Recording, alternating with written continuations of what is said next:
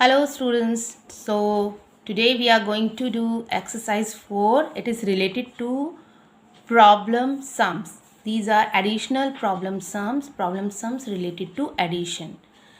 Before starting these questions, we have to introduce the keywords or vocabulary related to word problem of addition.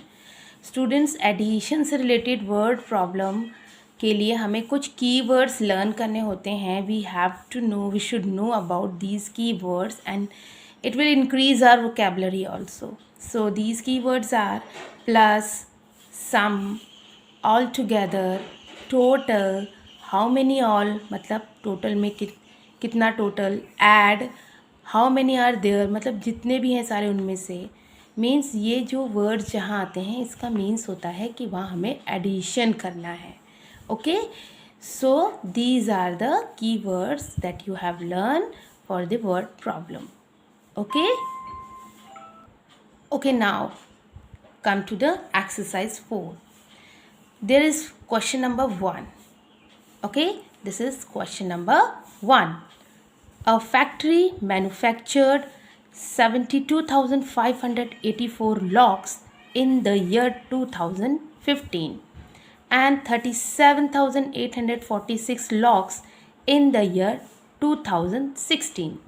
How many locks did the factory manufacture in the 2 years? The first step हमारा होता है that we have to know about कि बात किसके बारे में की जा रही है. यहाँ पर बात की जा रही है लॉक्स के बारे में, यानी ताला. एक फैक्ट्री है, मैन्युफैक्चरिंग फैक्ट्री है और उस फैक्ट्री में लॉक्स बनाए जाते हैं. और ईयर 2015 में यहाँ पे 72,584 लॉक्स बने.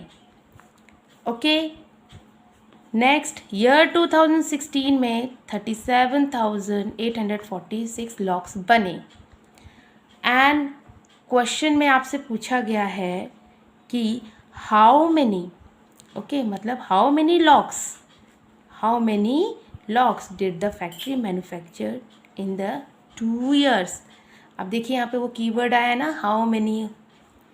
So how many locks, 2 years में कितने लॉक्स फैक्ट्री ने बनाए. सो इसे सॉल्व करने के लिए फर्स्ट ऑफ ऑल हमें कोटेशंस मतलब लिखने से पहले प्रॉब्लम सम हम डायरेक्ट तो ऐड करके नहीं दिखाएंगे. वी हैव टू शो कि वो जो हमने नंबर लिखा है वो क्या है. ओके, सो सबसे पहले क्या है, 72,584 लॉक्स. सो हम लिखेंगे a factory manufactured in the year 2050. सबसे पहले number of locks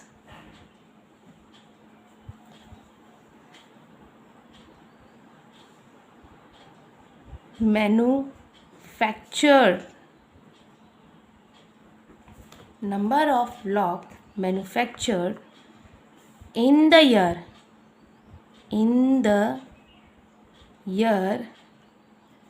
2015. ओके, ध्यान से देखिए, नंबर ऑफ, ये नंबर है, number of locks manufactured in the year 2015. 2015 में कितने लॉक मैन्युफैक्चर्ड किए गए, 72,584. ओके, हमारा first sentence complete. Second is number of locks manufactured in the year 2016. Number of locks manufactured in the year 2016 ने है. ये देखिए, look at here, 37,846. okay, got it. so students, we have complete our statements.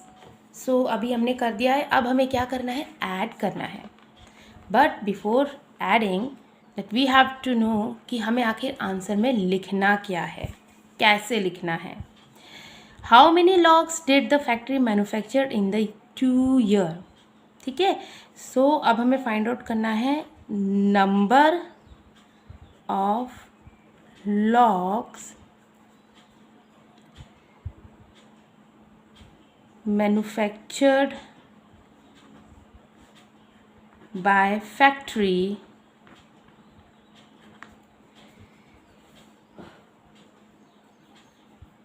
in the 2 years.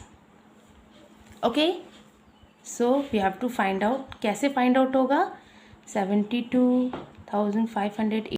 Okay, now you can see I have written number of locks manufactured by factory in the 2 years.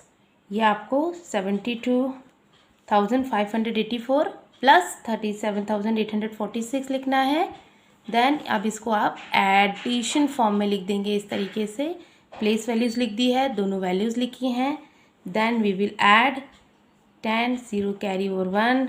देखिए यहाँ पे हमने add कर लिया है place value लिखकर, ताकि हमें ऐड में कोई प्रॉब्लम ना हो. And the answer is what? 1,10,430 locks manufactured in the 2 years. Okay, in the 2 years. So this is the answer. Okay, now students, let's do second question. During a census, it was found that there were 2,34,786 males and 1,93,877 females in a town. Find the total population of the town.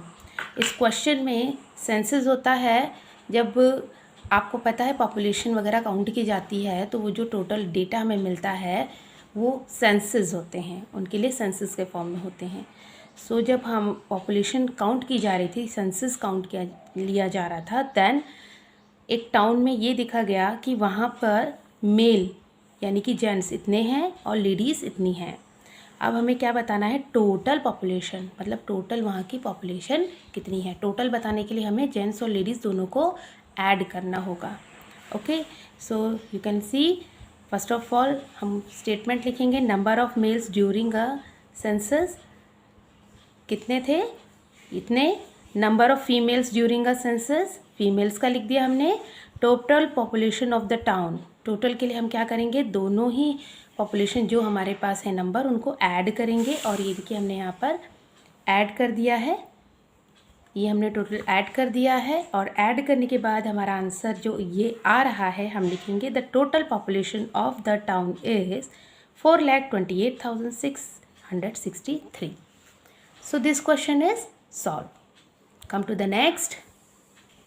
So students, now we'll do third question. A number exceeds 8,76,543 by 12,345. Find the number. इस question में क्या है? Exceeds मतलब होता है बढ़ जाना. Okay, जब कोई नंबर बढ़ जाता है, जैसे आपके पास 5 नंबर है या 5 चॉकलेट्स हैं, तो आपको 2 और कोई दे दे तो वो 5 चॉकलेट्स बढ़ गई, एक्सीड्स हो गई. सो ये नंबर क्या है? ये नंबर इतना बढ़ गया. तो अब हमें बताना है वो कितना बढ़ा है. Find the number. अब हमें वो जो एक्सीड होकर नंबर आया है वो बताना है. So for doing this question सबसे पहले हम क्या लिखेंगे? अ नंबर इज़, हमारा नंबर क्या है? ये है 8,76,543.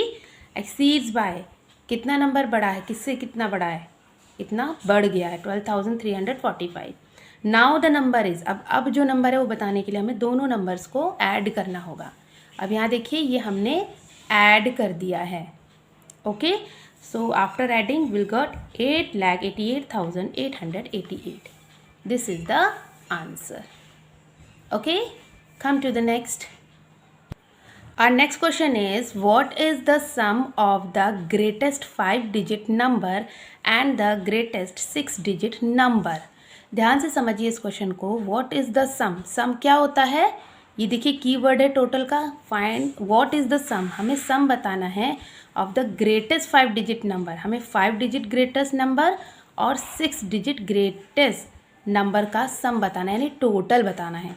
सो इसके लिए सबसे पहले हमें ये पता होना चाहिए कि what is the greatest number. So हमारा greatest digit is, greatest number नहीं डिजिट, ग्रेटेस्ट डिजिट है हमारी 9. 0 to 9 तक में सबसे ग्रेटेस्ट क्या है? 9 है. 9 is the greatest digit. So with the help of this digit we form a number. Greatest 5-digit number सो ये देखिए 1 2 3 4 5 हमने बॉक्सेस बना दिए हैं, प्लेस वैल्यूज़ लिखी है और इसमें हम सब में 9 ही लिख देंगे। हर बॉक्स में हम 9 लिखेंगे क्योंकि ग्रेटेस्ट लिखना है। सो 5 ग्रेटेस्ट 5 डिजिट नंबर होगा हमारा 99,999। ओके, अब ऐसे ही 6 डिजिट ग्रेटेस्ट नंबर फॉर्म करने के लिए 6 बॉक्सेस बनाएंगे, प्लेस वैल्यूज़ लिखेंगे, हम उसमें सब में 9 लिख देंगे and the number is 9,99,999। Okay, अब sum of the greatest 5 and 6 digit number, अब इन दोनों का सम निकालने के लिए क्या करेंगे, इन दोनों को हम ऐड करेंगे। ओके, और यहाँ देखिए ये हमने इसे ऐड कर लिया है और ऐड करने के बाद ये हमारा आंसर आया है। ओके, एंड द आंसर में अब हम नीचे क्या लिखेंगे, answer is the sum of the greatest 5 and 6 digit number is. Okay, come to the next. Now students, our fifth question is Mrs Khanna, एक लेडी है Mrs Khanna, visited a furniture shop, वो एक फर्नीचर शॉप पे गई। She bought a bed for ₹34,700, उन्होंने इतने का क्या खरीदा, बेड खरीदा, और उन्होंने बेड खरीदा तो उसके लिए इतना रुपीज़ दिया। अ dining table for ₹12,800, dining table के लिए उन्होंने इतना मनी दिया। एंड 6 चेयर फॉर ₹6,836, और 6 चेयर के लिए उन्होंने इतना अमाउंट पे किया। How much money did she pay to the shopkeeper, how much मतलब कितनी, कैसे पता लगेगी, इन तीनों नंबर्स का टोटल निकालेंगे। बट पहले हमें ये बताना है ये तीनों नंबर्स आखिर हैं क्या। So for doing this question students, Mrs. Khanna visited a furniture shop. This is a simple quotation. Okay. Mrs. Khanna bought a bed for, Mrs. Khanna ने जो बेड खरीदा उसके लिए कितना पे किया, ₹34,700। ओके स्टूडेंट्स, यहाँ पे मैं आपको एक शॉर्टकट मेथड भी सिखा रही हूँ। जैसे आपको सेम वर्ड वहीं पे वर्डिंग लिखनी है, जैसे मिसेस खन्ना बॉट, तो उसके नीचे आप इस तरह डबल कॉमा लगा के लिख सकते हो। इट मीन्स ये होता है कि जो ऊपर लिखा उसी का मीनिंग ये है। ये मैथ्स में शॉर्टकट मेथड होता है कि अगर एग्ज़ाम में आपके पास टाइम कम है और आप क्वेश्चन करना चाहते हो तो आप इस तरह फटाफट शॉर्टकट मेथड से भी कर सकते हो। सो इसे भी हम क्या पढ़ेंगे, मिसेस खन्ना बॉट ए डाइनिंग टेबल, तो इतने का ख़रीदा। फिर नीचे आइए, मिसेस खन्ना बॉट तक आया, फिर 6 चेयर्स, इतने का ख़रीदा। तो अब हम क्या करेंगे, इन तीनों का स्टेटमेंट के बाद total money she pay to the shopkeeper, total money उन्होंने शॉपकीपर को दी, उसके लिए क्या, तीनों को ऐड करेंगे। और ऐड आप फटाफट रफ में कर लीजिए और ऐड करके आप यहाँ डायरेक्ट आंसर भी लिख सकते हैं इस तरीके से, अगर आपके पास टाइम कम है तो। बट अगर आप उसे डिस्क्राइब करके लिखेंगे तो आपको स्टेप वाइज अच्छे नंबर मिलते हैं। बट अगर आपके पास शॉर्ट टाइम है, आप उतना टाइम नहीं दे पा रहे हैं, आपको फटाफट करना है, तो आप इस तरह कर सकते हैं। आप तीनों को ऐड करेंगे, आपका आंसर आया, एंड आंसर के लिए आप लिखेंगे Mrs Khanna pay ₹54,336 to the shopkeeper. So students, we have finished all the 5 questions related to additional problem sums. I hope you all have understood. Okay, goodbye students.